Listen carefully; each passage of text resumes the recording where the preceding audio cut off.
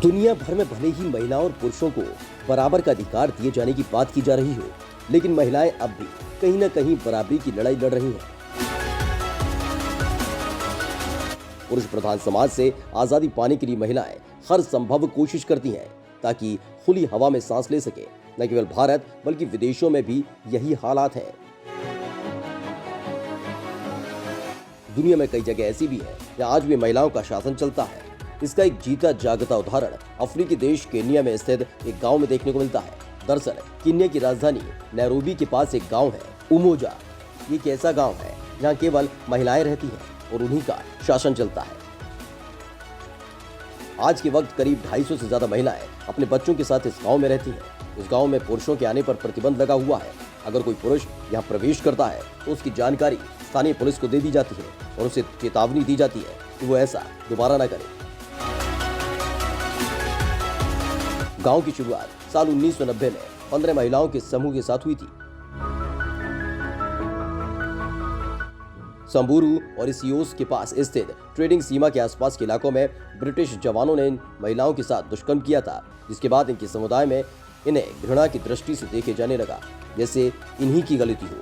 कई दुष्कर्म पीड़िताएं तो ऐसी भी थी जिनका कहना है कि उनके साथ हुए अपराध के बाद उनके पति ने उन्हें परिवार के लिए अपमानजनक माना और घर से निकाल दिया। इस जगह पर उन्हें जमीन मिली जहां महिलाएं आकर रहने लगी और गांव का नाम दिया उमोजा, जो एकता को दर्शाता है। धीरे धीरे ये गांव एक शरणास्थल के रूप में तब्दील हो गया।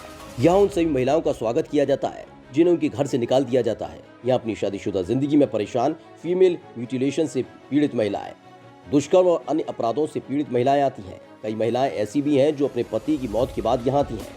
उमोजा में रहने वाली सभी महिलाएं संबूरू संस्कृति की है। ये समाज पितृसत्तात्मक है और यहाँ बहुविवाह की प्रथा प्रचलित है।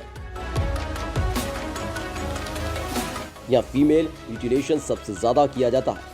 हर उम्र की महिलाएं यहाँ आकर रह सकती हैं। यहाँ रहने वाली महिलाओं में 98 साल की बुजुर्ग से लेकर 6 महीने की बच्ची तक शामिल है।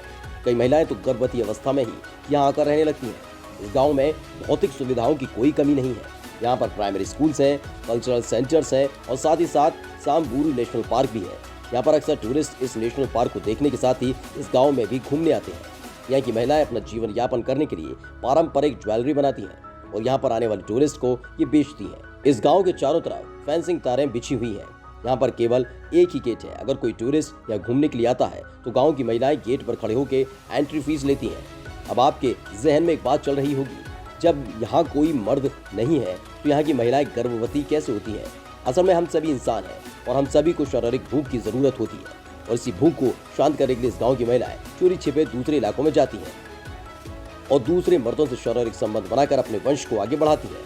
भले ही इस गांव में मर्दों की एंट्री बैन हो, लेकिन जो महिलाएं यहाँ रहती हैं वो तो बाहर जा ही सकती हैं। उमोजा गाँव में महिलाएं पूरी तरह से स्वतंत्रता के साथ खुशी से रहती हैं। उन्हें यहाँ किसी काम के लिए इजाजत लेने की जरूरत नहीं पड़ती। इस गांव की महिलाएं रंग बिरंगे मोतियों की मालाएं बनाती हैं जिससे उनका जीवन यापन चलता है। Bureau report, my Bharat.